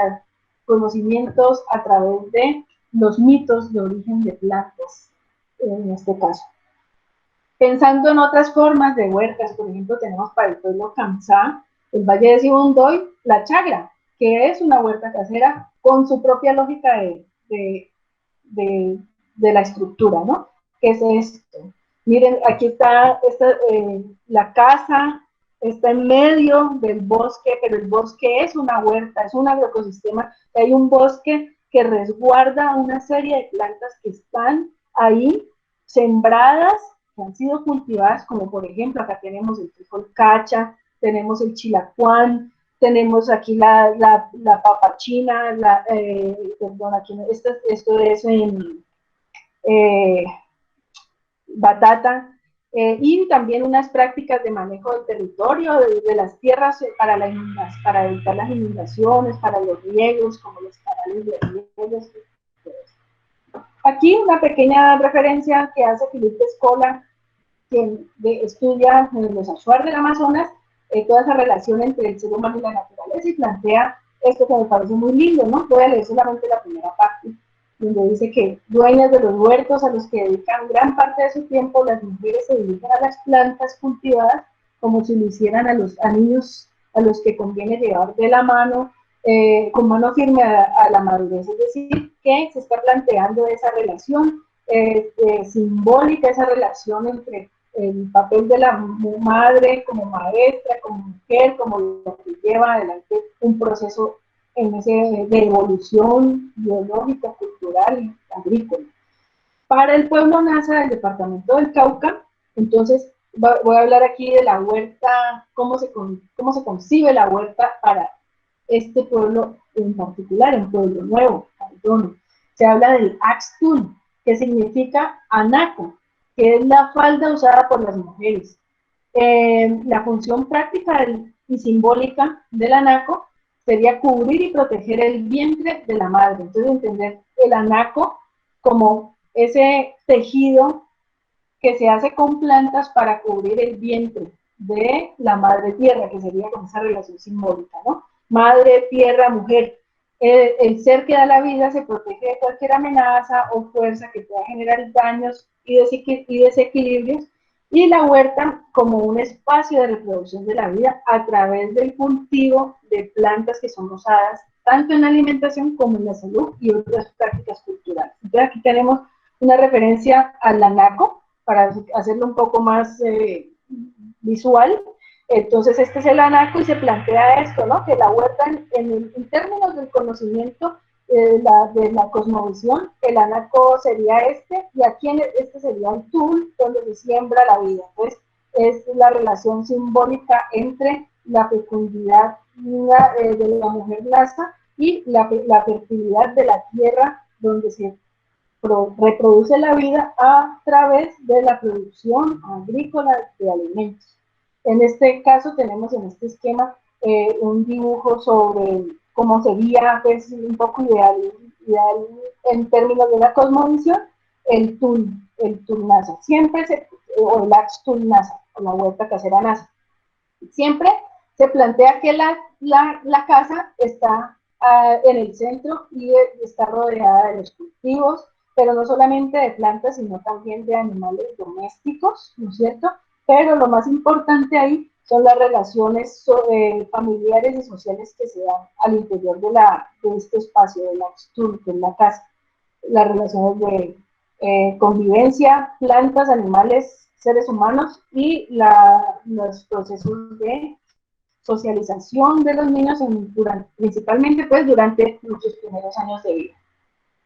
Para el pueblo Guasábara, pues la huerta casera, que estos son el pueblo Guasábara, aquí nos pasamos un poquito al caso de Venezuela, se concibe también como una protección que se hace a la vivienda. Y esa protección se realiza con plantas que rodean el entorno doméstico para reproducir plantas medicinales, alimenticias, rituales, artesanales y también animales domésticos como gallinas, pavos, conejos y otros que son necesarios para el desarrollo de la vida del pueblo. Bueno, aquí vamos de manera breve también a hacer referencia que hay unos sistemas al interior de estos espacios, unos sistemas de ofrecimiento, de ofrendas, de reciprocidad que se hacen entre el pueblo, los pueblos y la naturaleza para pedir permiso, por ejemplo, para poder extraer los recursos, para lograr buenos resultados en las labores agrícolas, para poder conversar con los espíritus de la naturaleza con el fin de evitar desastres naturales como inundaciones, sequías, terremotos, avalanchas, entre otros. Aquí tenemos dos imágenes donde se ve la laguna de Urao, pues que ahora pues, sabido pues, que ha sufrido una situación pues, ecológica bastante severa, no sé ahora en estos últimos tiempos cómo estará, pero sí muy preocupante porque se ha secado. El río Chama para la parte baja y cerros y piedras sagradas donde se debe hacer un ritual o unos rituales de ofrecimiento. ¿Qué se ofrece? Aquí en esta fotografía aparece el cacique Ernesto, con quien hicimos trabajo de campo con el pueblo Guasábara, haciendo unas ofrendas muy especiales para la Madre Tierra, para que pues, brinde la, pues como lo básico para la alimentación y la salud de la familia. Entonces tenemos aquí como manera de resumen unos aspectos muy puntuales de qué nos plantean las huertas caseras y su importancia. Entonces, son importantes porque se pueden considerar como bancos de germoplasma, como reservorios de germoplasma, donde la gente tiene sus plantas en diferentes niveles de manejo y conservación, aquí desde grandes árboles hasta pequeñas hierbas, todas conviviendo en un aparente desorden, ¿no es cierto? Pareciera que fuera un desorden porque no vemos eras perfectamente delineadas ni nada, pero culturalmente hay un orden, aquí hay un orden. Y esto es un pensamiento complejo. Aquí en la huerta hay la representación de un pensamiento y de un conocimiento complejo del mundo, donde se sabe y se conoce cada una de las plantas, cada una de sus características y un ordenamiento que obedece tanto a los aspectos biológicos y las necesidades biológicas de cada planta, como a los aspectos culturales que les dan sustento y les dan base para que ellas se encuentren en este espacio. Entonces tenemos aquí, por ejemplo, este es un tool, este es un Axe Tool de Pueblo Nuevo, y aquí tenemos un reservorio de semillas que van a ser trasplantadas cuando crezcan un poquito más a la huerta casera. Esto es en Puracé, en la vereda Tabido en Puracé, y este es una chagra en Putumayo, en el Valle de Sibundoy. Aquí tenemos, miren la estructura, que es un poco, este dibujo es un poco como la idealización de todo esto que uno ve en campo, ¿no es cierto? Entonces, cómo poderlo llevar al dibujo. En las huertas caseras, siembras, chagras, conucos, tules, tienen diferentes nombres, ¿no? Cada cultura le da su nombre y le da su representación simbólica a la huerta, pero es un elemento que permanece, está vigente, donde hay cultura rural, campesina, indígena principalmente, hay huerta. Miren ustedes en su relación, en la relación pues que tengan con el campo, cuando tengan que salir, cuando visiten lugares. En estos lugares se ejerce soberanía, se ejerce autonomía alimentaria, ¿no es cierto? Además son reservorios además de ser reservorios de germoplasma, es decir, de semillas, son reservorios de conocimientos. Y aquí respondemos un poco a esa pregunta que nos hacía Marisabel hace un rato, con respecto al tema de la identidad cultural, son marcadores de la identidad cultural, ¿no es cierto? Como les decía, donde hay huerta hay cultura, y donde hay cultura seguramente ustedes van a encontrar una huerta. Como esos marcadores de la identidad cultural y de los conocimientos, pues encontramos diferentes prácticas, diferentes formas acá de manejo de los cultivos, formas por ejemplo, aquí estamos viendo una forma que tiene la gente de preservar, de cuidar y de fomentar el crecimiento de una planta alrededor, poniéndole alrededor piedritas o palitos, bueno, formas diferentes de herramientas que son utilizadas para el manejo, el trabajo agrícola. Y bueno, esta imagen que me parece muy hermosa, que plantea como la importancia, ¿no?, de la pequeña agricultura como la guardiana de las semillas nativas y la biodiversidad.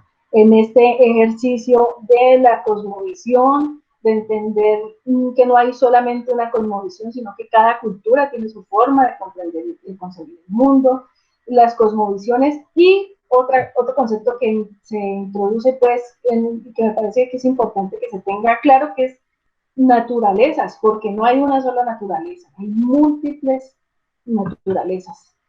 Otra de las características para, en términos ya de finalizando, las huertas como elementos de estructuración social, en términos del papel importante de la mujer, ¿no es cierto? No solamente de la mujer, sino de otras personas de la familia en sí, pero importante el papel del rol de la mujer como la persona sobre la cual se recae la responsabilidad del manejo y cuidado de la huerta casera, la relación de la casa, la huerta, la siembra, las plantas que son cultivadas, el cuidado y la crianza de animales, pero también el cuidado y la crianza y la socialización de los hijos. Entonces, como toda esa relación simbólica que hay. Como reservorios de la diversidad biocultural, como refugios bioculturales, ¿no es cierto? Entonces es importantísimo tenerlo en cuenta. Y bueno, la urgencia de la comunalidad, de compartir saberes, de compartir experiencias y de compartir sueños, que es lo que nosotros a través de nuestros ejercicios de investigación, tanto en el grupo GELA desde hace mucho tiempo, como actualmente a través del Semillero de Investigaciones de Biología, hemos venido haciendo. Entonces yo los invito a todos a que entretejamos, ¿no? Experiencias, y aquí por ejemplo en esta fotografía estamos con un grupo de custodios de semillas, con algunos estudiantes del semillero, estudiantes de antropología, de biología, del doctorado de biología, y compañeros de custodios de semillas, y también pues trabajando, o sea, no solamente el trabajo académico, sino también cuando decimos entretejer, pues entretejemos desde todos los ámbitos. Entonces también nos invitan a trabajar en la parcela, en la minga, y vamos a trabajarle a los cultivos, y también los custodios, en este caso, nos vienen y nos visitan acá en la universidad, hacemos talleres, hacemos tenemos espacios de formación a través de los cuales la académica, ¿no? De compartir en estos espacios de la academia experiencias, y de esta manera pues tenemos como la posibilidad de continuar conociendo, aprendiendo y como enamorándonos más de todo esto. Les dejo estas tres reflexiones que aparecen en el libro de La Memoria Cultural de Héctor Toledo y Narciso Barrera, y pues les agradezco mucho pues por su atención. Voy a presentar pues mis agradecimientos primero a los pueblos indígenas y campesinos del departamento del Cauca por sus luchas, por mantener vigentes y presentes tantos conocimientos, a la Universidad de Ibagué, al Grupo de Investigación Mixto, al Comité Coordinador del Seminario Mixto, especialmente a Marisabel, al Semillero de Investigación en Etnobiología, al Grupo de Investigación GELA, al Doctorado en Etnobiología, y a todos ustedes asistentes, pues muchísimas gracias. Mi Joa, un aplauso de verdad, muchísimas gracias, qué honor haberte, bueno, que hayas compartido todo esto con nosotros, de verdad, muchísimas gracias. Tengo un comentario de nuestro coordinador, el doctor Hernán López Garay, dice que es una excelente conferencia y de inmensa pertinencia para nuestra formación sistémica y para nuestro trabajo en MISCO. Muchísimas gracias por compartir el conocimiento y la experiencia. Y nuestro compañero Sergio sí te tiene una pregunta, que es si existe alguna relación entre el estudio que haces respecto de las huertas y la agroecología o la transición a la agroecología. Y recordarle a los compañeros y compañeras que si tienen alguna pregunta, pues tienen todo el chat y el micrófono abierto. Te dejo con la pregunta de Sergio, Joa. Bueno, muchas gracias, Marisabel. Y gracias al profesor Hernán López y a Sergio Antonio por su pregunta. Claro que sí, hay una relación inmensa, es profunda y estamos hablando en el mismo lenguaje. Y bueno, yo creo que sí, o sea, esto no se deslinda ni se desliga de todo un pensamiento y un movimiento político que debe estar asociado, ¿no? A autonomía, de resistencia, y claro que sí, la tendencia actual, pues, a través de los últimos años donde la agroecología ha tomado tanta relevancia a nivel de Latinoamérica, especialmente, ¿no es cierto? pues claro, tiene una relación bastante grande. Tal vez, pues puede ser que en algunos espacios comunitarios no se hable directamente de agroecología desde la parte conceptual, desde el concepto como tal, pero hay una tendencia hacia allá vamos, creo yo, y espero pues que este tipo de investigaciones, estos trabajos que se hagan, pues ayuden a fortalecer esa visión, esa mirada agroecológica. Profesora Ángel, por favor, adelante, que solicitó la palabra. Bueno, muy buenos días, profesora Joana. En primer lugar, agradecerle su presentación. La pregunta que me surge está alrededor de una cuestión que me pareció muy llamativa, y es que tú en las diapositivas, en la parte de abajo, tenías como el lema de la Universidad del Cauca, ¿no? Comprometidos con la paz territorial. A mí me gustaría saber, o sea, preguntarte a ti, digamos, este tipo de investigaciones, este tipo de trabajo que tú adelantas, ¿cómo se vincula con este propósito que tiene la Universidad del Cauca? ¿Cómo es esa relación? Esa sería mi pregunta. Bueno, muchas gracias por la pregunta. Claro que sí. Este es la presentación institucional de las diapositivas. Nosotros como parte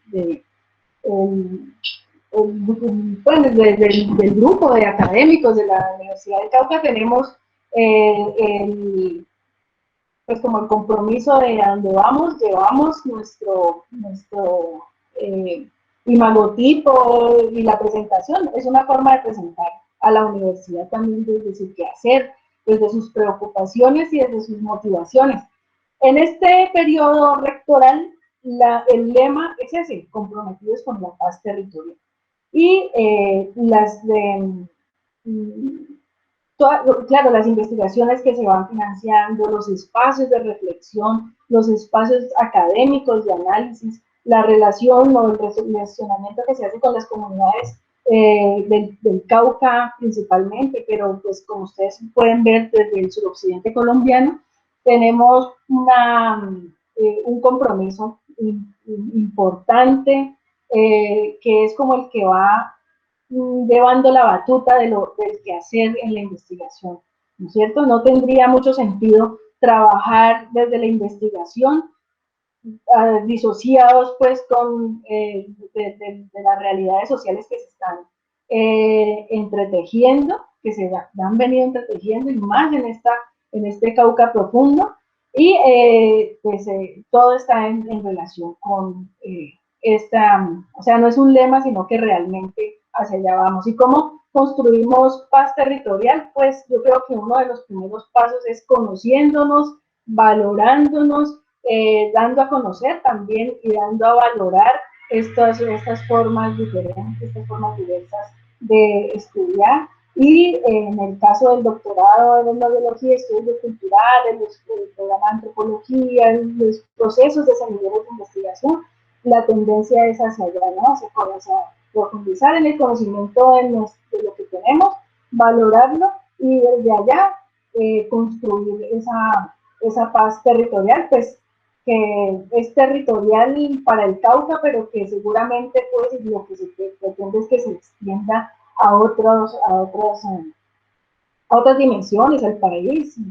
Bueno, puede ser muy utópico, pero al mundo, ¿no? Realmente, yo creo que con los poquitos avances que podamos hacer en la investigación, el resaltar, el valorar, el comprender, el incluir, el saber, por lo menos que hay otras formas de ver el mundo, se puede contribuir, se contribuye a esa paz territorial que tanto necesitamos.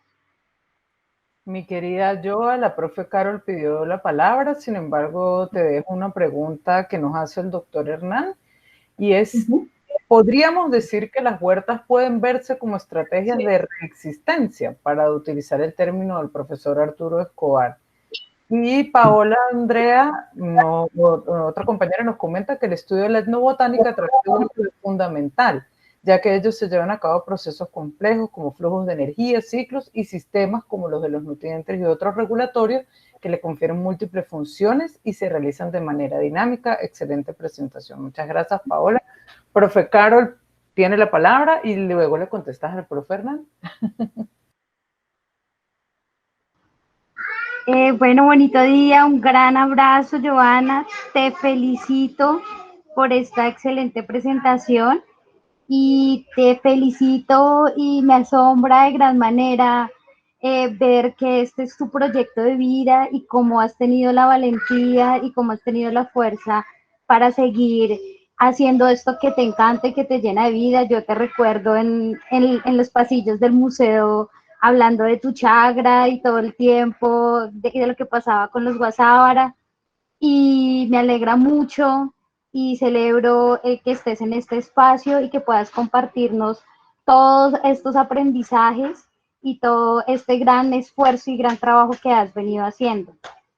Y pues bueno, este cosmos maravilloso y enigmático junta los caminos, creo yo, y nos llama a entretejer, como también terminas tú con este gran llamado a tu presentación. En ese sentido, que tu presentación me lleva a conectar varias cosas que nosotros venimos muy desde una semilla haciendo, y es trabajando también con huertas urbanas, en este momento en la Comuna 8 de Ibagué.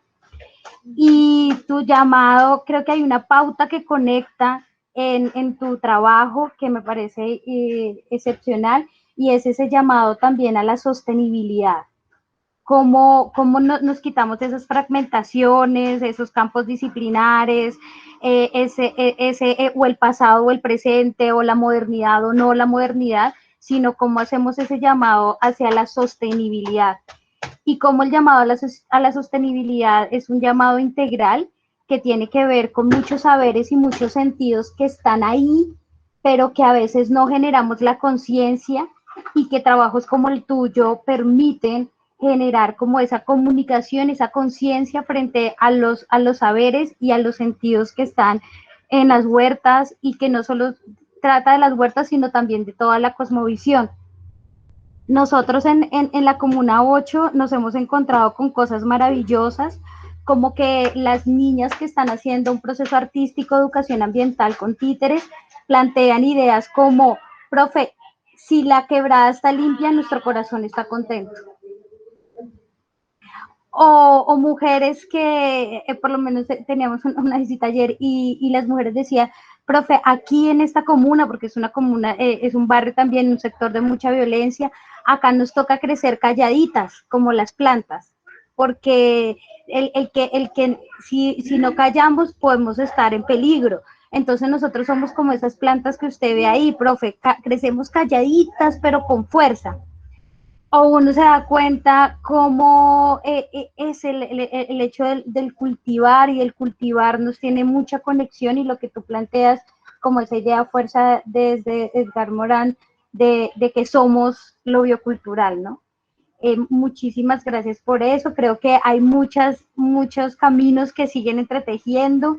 Te estaremos molestando porque esa crianza de la vida tiene que seguir floreciendo en todos los espacios.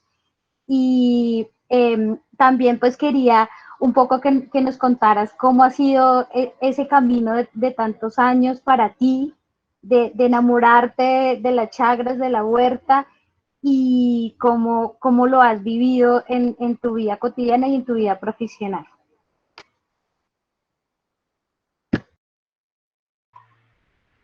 Bueno, qué alegría escucharte, Carol. ¿Cuántos años sin escuchar tu voz? Muchas gracias.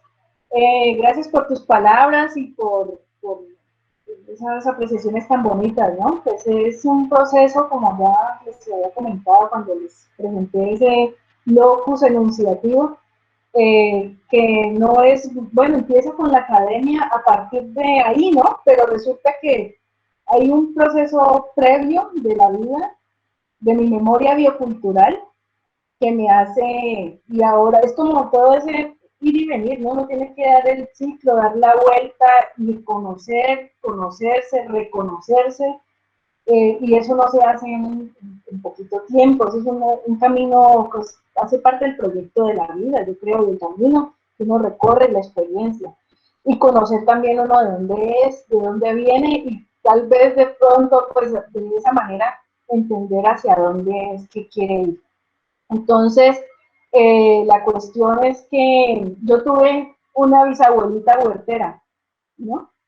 En el Tambo Cauca, mi familia materna es del Tambo Cauca, y resulta que mi bisabuelita, haciendo yo mi proceso autoetnográfico, encontré pues que mi bisabuelita era la materna, la mamá de mi abuelita materna, era huertera, era una enamorada de su huerta y tuvo su huerta hasta sus últimos años de vida y la heredó a sus hijas, ¿no es cierto?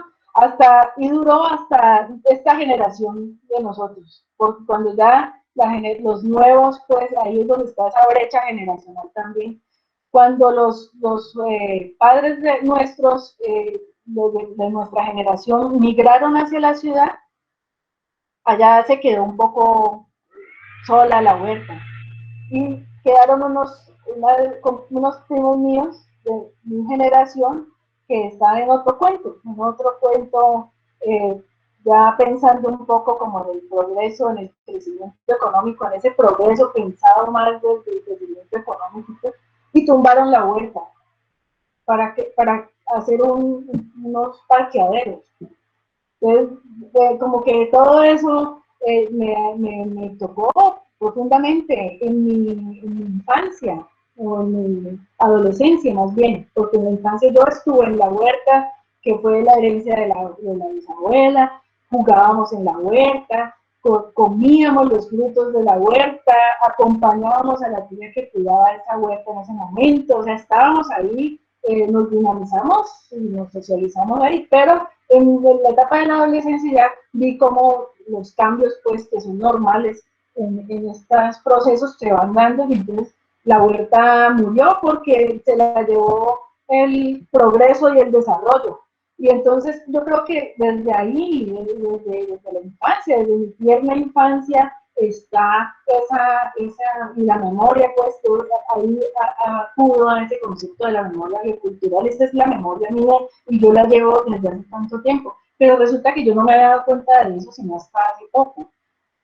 Ya en la universidad conecté muchas cosas y pude entrar a trabajar el tema y volver de este tema a mi proyecto de vida. Entonces así me conecto, pues, desde lo personal, para responderle a Carol esa pregunta.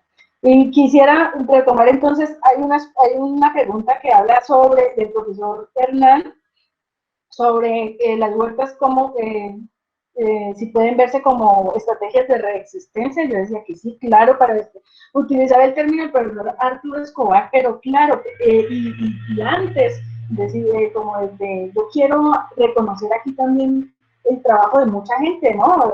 Hay autores, pero por ejemplo, el profesor Adolfo Albana Chinte, que desde sus grandes conocimientos, él es profesor del Departamento de Estudios Interculturales de la Universidad del Cauca, ha desarrollado ese concepto de la reexistencia en el marco de como una de las opciones o de la opción decolonial, ¿no? Como mecanismo. La huerta es un mecanismo de resistencia. La huerta, más que un espacio, que yo creo que lo dejé esbozado en la presentación, es muy difícil, pues, como en tan poquito tiempo profundizarlo, pero quise esbozarlo de alguna manera.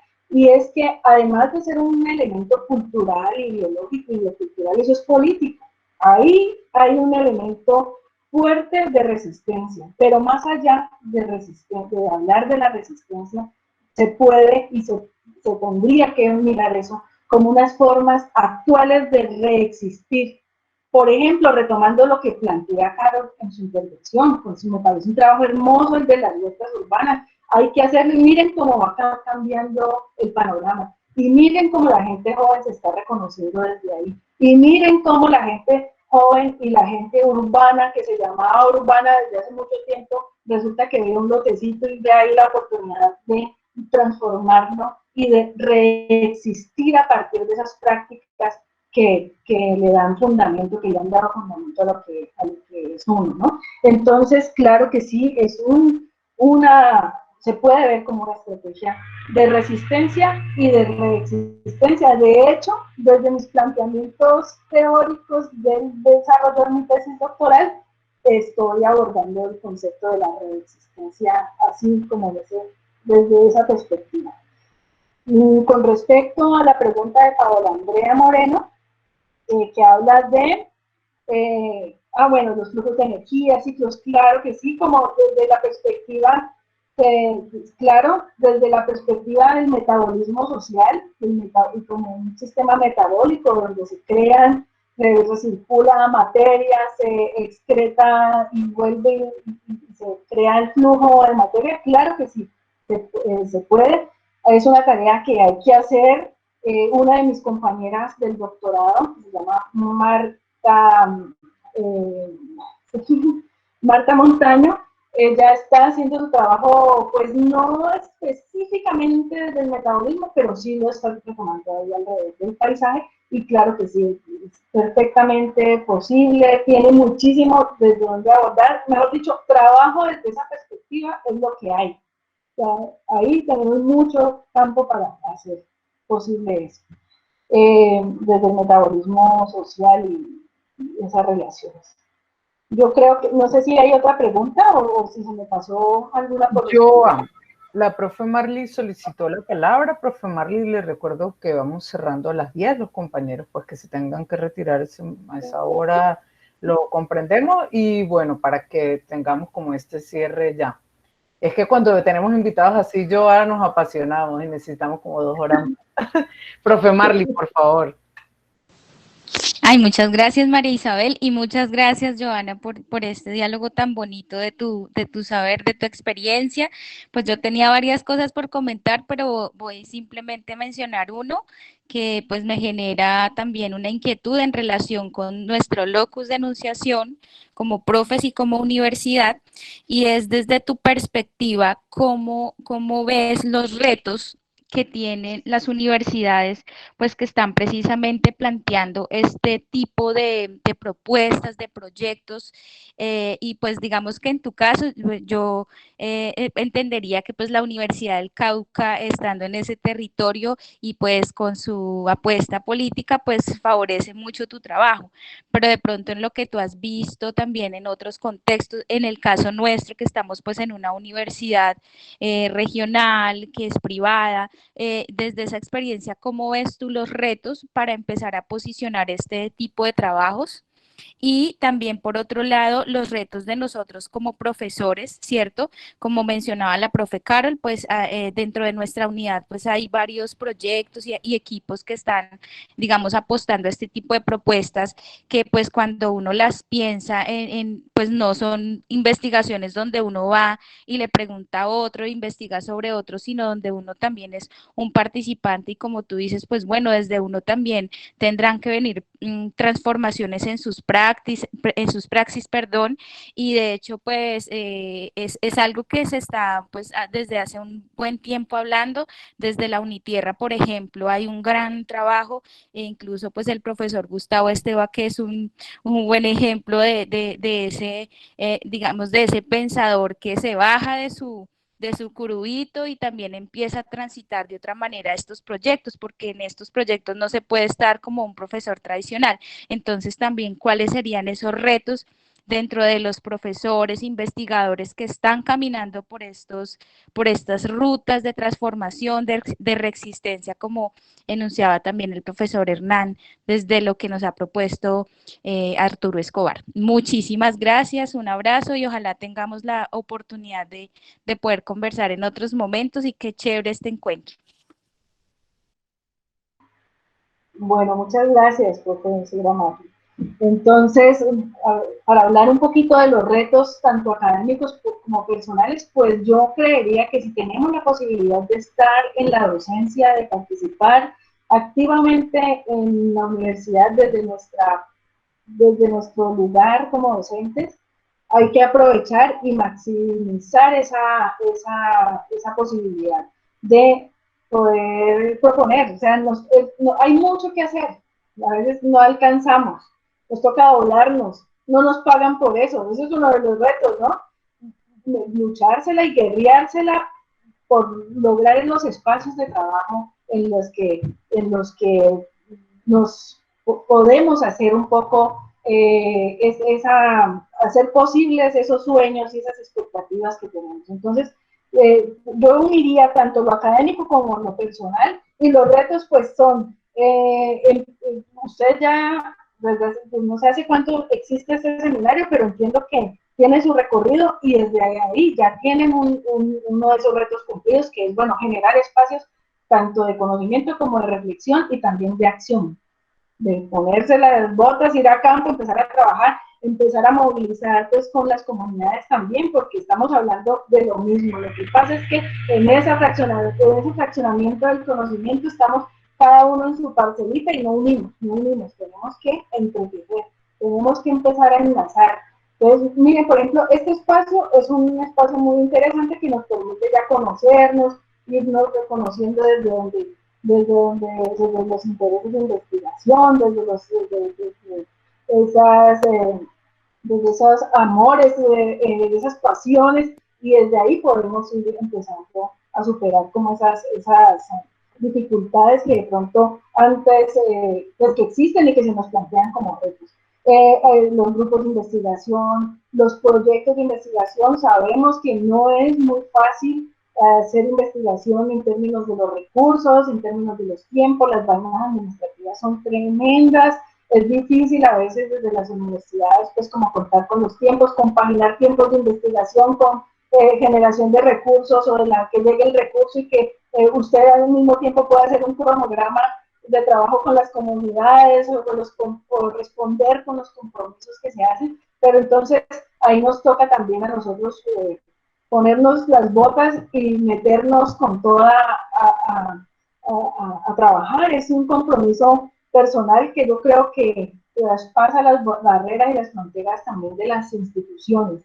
Y lo otro que se puede hacer, pues los equipos de trabajo, propender por incentivar la investigación, y también desde la formación, crear esos espacios. Las universidades, creo yo, pues que si uno tiene una propuesta clara, bien delimitada, tienen en este momento la posibilidad de abrirse, ¿no? De aperturar esos espacios. Entonces, por ejemplo, en el caso de antropología, nosotros lo que yo he hecho es crear como la posibilidad de abrir seminarios enfocados al tema, ¿no? Seminarios que son electivos, los estudiantes escogen, a partir de quinto semestre tienen la posibilidad de escoger algunos seminarios que van enfocados a su formación, sus intereses de formación particulares. Y en ese sentido, pues yo, por ejemplo, he propuesto el seminario de neurociencias, ya han pasado varios años con el seminario de neurociencias, seminario de naturaleza y cultura, así muy generales, pero que van sembrando esa semillita, esa duda, y van creando ahí como un interés.